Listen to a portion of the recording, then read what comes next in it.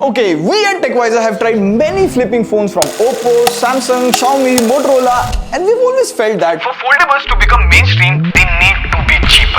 And Motorola has launched its affordable Razr 50, and right off the bat, you get a 3.6-inch cover screen along with Corning Gorilla Glass Victus protection and IPX8 this year, which is a big upgrade from last year's Razr 40. And most importantly, all of this under 50,000. Of course, with bank offers and everything. But then again, what's the catch? How is it different from the elder Razr 50 Ultra? And moreover, are affordable foldables something that we want? So I tried the Razr 50 for 2 to 3 days and I have some interesting insights. Let's flipping go.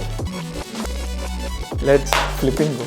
Now before we proceed, you get like a big box and inside you get a charger, case, basically everything that you need is inside the box. One thing to note here is the Razr 50 supports one physical SIM and one eSIM. Now apart from that, there are 3 interesting things about the Razr 50. And the first thing that grabs the attention here is the design. Like the moment you pick up the phone, it feels quite good and light in hands. And it weighs around 188 to 190 grams and the side frames here are metal and it's brushed aluminium, so fingerprints and those oily hand smudges don't show up. We get a vegan leather bag with these Pantone colors, but this color is eye candy. Now here's the best part. Come on, we all use our phone with cases and they look all the same with the case on. But this Razr 50, the case is also the same color as the phone. So even with the case, the phone does stand out. Motorola says that it has been tested for about 4 lakh folds and the hinge is quite sturdy, plus there is no squeaking sound when you open or close the flip. No. Plus, it comes with IPX8 rating. Last year, the Razr 40 had IP52 rating, so now it can sustain falls in water. And if you flip the phone on the front, you get this cover display, which is a massive upgrade here compared to last year's Razr 40. And I can't see the crease, even if I move my finger over this part, the crease is not that creasy this year.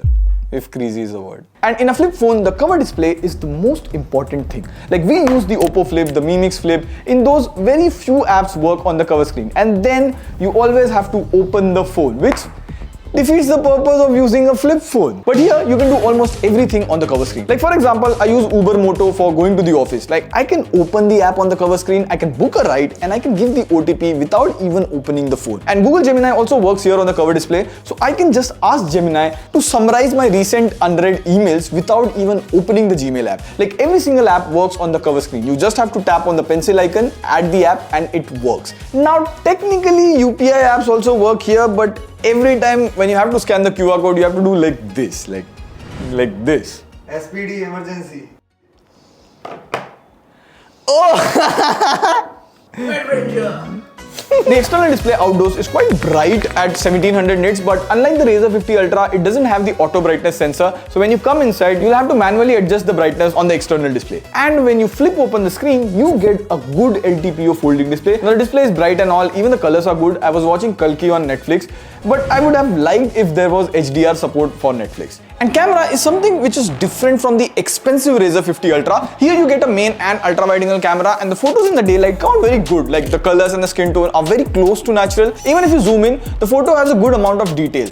And it's a flipping phone, so you can take high-res selfies using the main camera or some creative photos like this. The pictures on the ultra-wide-angle camera in daylight are good, but as soon as you move inside or the light gets lowered, it's a bit soft. Videos, it can shoot in 4K 30 FPS, and here's how the video quality and mic quality is. Plus, if you flip the phone in half, it goes to the camcorder mode and it automatically starts recording a video. Also, if you keep the phone in tent mode, you can shoot reels easily without the need of a tripod. Inside you get a 32 megapixel main camera and the selfies from it are good. Like I like the skin tone that comes in these selfies. Now while all of the photos and selfies are good, but if you click multiple pictures, there is a lag that you see in the viewfinder. And while shooting videos also, this issue is there. I'll come to this in just a moment. But overall the cameras here are good. Another thing that is really good is the software. It runs on the latest Android 14 out of the box. Yes, that's the latest cause Android 15 is yet to come. And this runs on Motorola's new skin Hello UI, and I think we have said this enough times.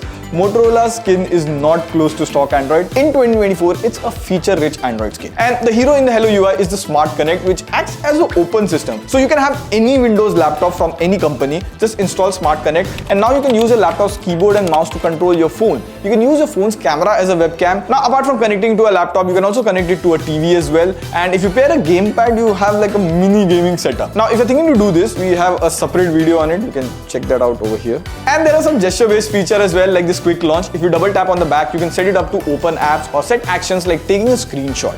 And I usually keep the phone in this way on the desk.